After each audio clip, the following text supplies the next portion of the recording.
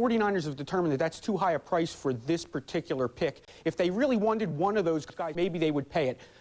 That's not going to be the case. I think if they do get into this area, a more likely suspect would be the Chicago Bears, where they could get one of those linemen at a much cheaper price. Now we're going to send it to Brad Essler in Tampa.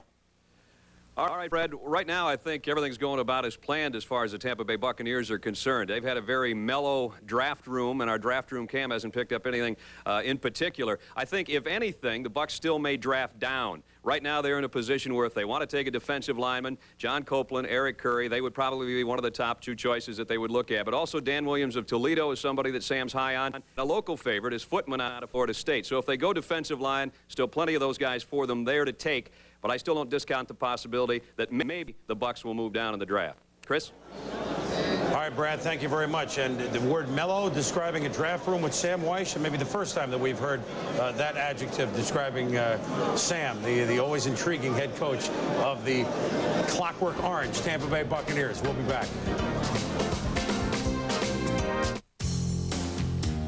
Certain teams were last season. I know it's been an interesting offseason, but you may have forgotten what they did on the field in '92. Let's check out the Cincinnati Bengals of a year ago.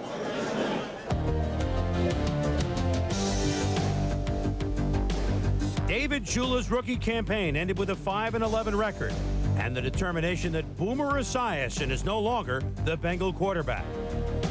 Number 1 pick David Klingler was given the job and baptized with 11 sacks in his NFL debut. But in Harold Green, Shula has a Pro Bowl back and a 1,000-yard performer. With 45 sacks, the defense made major strides rushing the passer. But they were 27th in touchdown passes allowed with 24. 5-11, the Bengals a year ago, as the first back-to-back losing seasons they have had in a long, long while. The decision by the Cincinnati Bengals has reached the commissioner's podium. And let's go to the commissioner, Paul Tagliabue, and find out who it is. With the 5th pick in the draft, the Cincinnati Bengals select John Copeland, defensive end, Alabama. The next selecting team is the Tampa Bay Buccaneers. Well, I can't say I'm real surprised at that pick, gentlemen. We thought it would be the tackle to replace Munoz, or here go the Alabama defensive players. Those 3 defensive linemen become a premium. Well, Copeland, one of the safe picks. He's a real bulldog in the middle, great against the run, and that's something the Bengals need. They have those outside guys, Alfred Williams, Danny Stubbs. They need somebody who can hold down that middle area. John Copeland at 280 pounds, really tough, intense player. Spends a lot of time in the opposition's backfield. What he needs to work on is getting rid of a little of that flab in the middle, getting in the weight room, getting a little stronger. You see his outside pass rush ability, decent closing speed, but his effect on the Bengals is going to be as a run stopper, not necessarily as a great pass rusher. See him here, the way he gets it into the backfield again, makes the tackle. A very consistent player. 5th pick overall is about where he was projected. Certainly a good pick for the Bengals, who desperately needed that size and that bulk on the defensive front. He is a guy that of the 3, and you can throw a blanket over all of them as far as who had 1, 2, 3, depending on for team's needs. Curry, Copeland, and Williams probably will be the best pro right out of the gates because he is steadiest, Joe. Well, I think that's the thing you look at, Chris, and I think Mel really pointed it out, is this is the guy that's probably the most well-rounded athlete coming out.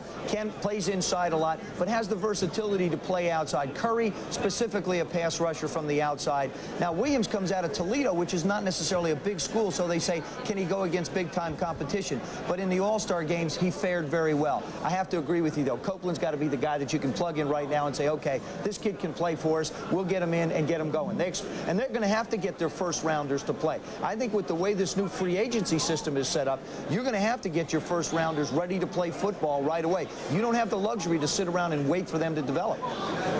Tampa Bay, Chicago, New Orleans are next up, and like we say, the defensive lineman. Does someone come up to take a wide receiver? Curtis Conway in here. The draft takes interesting turns.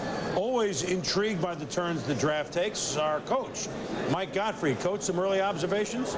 Well, Chris, when you look at the draft, and we talked about it yesterday, defensive linemen are a premium. If you have them in high school football, you win. If you have them in college football, you're in the top 20.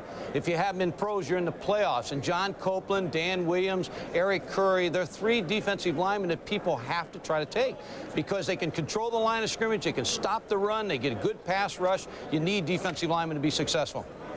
Coach, if you had to rank, had to choose between Curry and Copeland and Williams, does it really depend on what kind of team you have, or do you have a guy that you really think might eke out over the others? Chris, it really determined by what type of team you have. John Copeland gives you the pass rush up inside. He's an inside player. Eric Curry's a basketball player playing the outside, a pass rush guy. Dan Williams, I would take him first. He's probably both of the Eric Curry and John Copeland player. He can be a force in the running game, and he's a force in the pass rush. The Mid-American, I rule that out. Jack Lambert went from Kent State and played great in the pros. Offendahl, Western Michigan with the Miami Dolphins. Forget that. He'll be a great pro. All right, and that's exactly what the Cincinnati Bengals have thought. They picked John Copeland. Coach, will be check back with you shortly for your insights. Certainly no one knows the college players better than you do. Mel, let's go to our defensive line board, because here are really, on defense, the home run hitters. The pass rushers are the guys that can stuff the run. They really are. And you look at the defensive tackles, John Copeland, of course, the safe pick we talked about, a guy that's going to be able to come right in. Not the great upside, but consistency is his forte. Dana Stubblefield, a big 288-pounder. He really surfaced against BYU in the Aloha Bowl with 6 sacks. Coleman Rudolph, another safe pick. He's a 270-pounder, can play end or tackle. Now let's take a look at the defensive ends, where I think you're going to see a run on these guys coming up. Eric Curry's up to 265, tailed off during individual workouts. He figures in this area. Dan Williams, we've talked about. Dan Footman's the major college sleeper of this group, a 288-pounder, former JUCO running back, 4.65 speed on a 280-pound frame, unbelievable physical ability. Sterling Palmer, a player who didn't even start this year at Florida State, played behind Reggie Freeman, combination defensive end linebacker, kind of was fed up with that situation, moved on as a junior. He's a guy that could turn out to be a great second-round pick, because he gives you that upside, that pass rush ability. All right, Tampa Bay now on the clock, about a little more than 10 minutes to go for their selection. Now, they will not pick a quarterback right here, but you cannot begin talking about the Tampa Bay Buccaneers without starting a question, Joe, about what they're going to do at quarterback. I mean, Vinny is gone. Vinny Testaverde is now the backup quarterback to Bernie Kosar at Cleveland. So you have the veteran, Steve DeBerg. You have Craig Erickson. You have Mike Pulaski. Can Sam Weiss, as we look at War Room Cam at Tampa Bay, this is inside the Buccaneers War Room, where decisions are being made as we speak. They are not making a decision on a quarterback right here, Joe, but I mean, can Sam Weiss live with that situation? I think he's going to be forced to live with it for a little while. Steve DeBerg would probably be the guy going. He likes Craig Erickson a lot. He's projected Craig Erickson when I talked to him last year, and I said, well, who's going to be your quarterback? He said, listen, Craig Erickson can play. And Mike Pulaski, he likes his attitude, likes the way he throws the football. DeBerg is definitely his insurance policy. Erickson would be the guy he'd probably go in and hope to win the job. But there's a guy out there by the name of Hugh Millen, who comes out of the New England Patriots. He is out on the market. To me, I think he would be an ideal selection for Sam to sign off the free agent market. He's the kind of guy that can come in, has starting experience in New England, did fairly well, was counted on fairly highly, has all the type of attributes that Sam can plug into his system. But right now, quarterback is not his biggest concern. Speed on offense is all he talked about all last year. We're not fast enough, we're not fast enough, we're not fast enough. That lends me to believe that Conway looks like the guy that they're going to want to take at this spot if they don't deal it. Not that we are suggesting that the Tampa Bay Buccaneers are going to make a move at quarterback other than maybe Hugh Millen. But in this day of free agency and now moving around, the following veteran quarterbacks really don't have a home. Don Majkowski, Jay Schrader, in addition to Hugh Millen, Bubby Brister, and that's just the tip of the iceberg. We saw Brian shift from the Jets to Green Bay. There are lots of backup guys moving around. Bono stayed put, but those 4 names may be something that the Buccaneers could think about. Right now, though, they are thinking about their draft pick, and they've got about 8 minutes to go on the clock till selection number 6 overall. Let's go down to Philly and check in with Chris Mortensen. Mort? Well, Chris, I know one thing. Tampa has a contract problem with Paul Gruber, their offensive tackle, who's their designated franchise player. He's unsigned. He's demanding a trade. Sam Weiss has been calling around the league. I know he's talked to the Oilers. He wants a 1, a 2, and a 1. That's a first and second round draft pick this year and a first round next year. He's talked to the Raiders. He's talked to the Atlanta Falcons. Now, the Oilers probably have shown the most interest. They've been given permission to have contact with Gruber. And so you know, we got to keep an eye on that. And I think Brad Nessler down in Tampa might even be able to add to that. Yesterday, Paul Gruber came into the Buccaneer offices yesterday morning. He talked to Sam Weish about two scenarios, staying here and signing a new contract or going elsewhere. Ralph Cindrich wants between $2.6 and $3 million per year for Paul Gruber. And right now, I think Sam Weish is wondering if that fits into the overall picture. If Gruber goes somewhere else, then you've got to think about Lincoln Kennedy or Willie Roaf. And Sam said yesterday when I asked him who's the best football player in the draft, he mentioned those two guys at their position are the two best players. Now, another addition to that Atlanta story, I said to him yesterday, if you move Paul Gruber, why don't you move him to Atlanta for Chris Miller? Sam just smiled at me and said, all I'll say is Chris Miller would love to play football here. So we'll have to wait and see. Chris?